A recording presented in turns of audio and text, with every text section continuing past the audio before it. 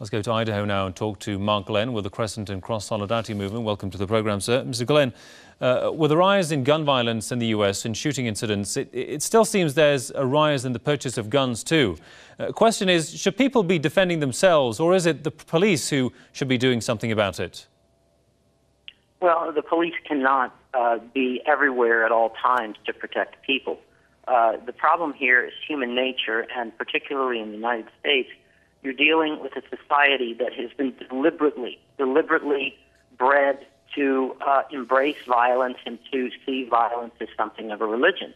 And, you know, my personal theory is that this has been done over the course of not just years or decades, but generations as a result of Zionist control of our media in order to create a nation of people who would be willing to go to war against 1.5 billion Muslims for a century if need be. And so this is the problem. It's not just the access to deadly weapons. After all, this is the same argument that Israel uses in order to demonize Iran. They say that if Iran has a nuclear weapons program, then that means Iran is going to come and wipe Israel off the map. And this is just simply not the case.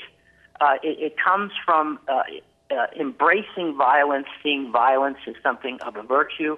And if you take the guns out of the equation, then they'll be replaced with some other method for inflicting violence, whether it's knives or baseball bats or even cars.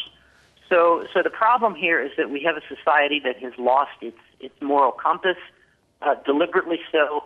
We've been psychologically conditioned in order to be a very violent and militaristic society, and I think that the persons responsible for doing this conditioning did this with the sole purpose of bringing about this clash of civilizations so that Americans will not have a problem with going and murdering millions and millions of people in the Middle East. Indeed. And so briefly, sir, how much of a change can we expect to see in America's gun laws and gun culture?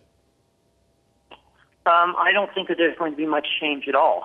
There will be some feel-good, sound-good legislation that's passed, but principally things will remain the same here.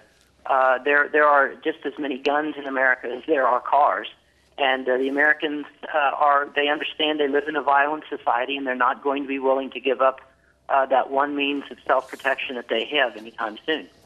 Indeed. Mark Glenn with Crescent Cross Solidarity Movement from Idaho. Thanks for your time there, sir.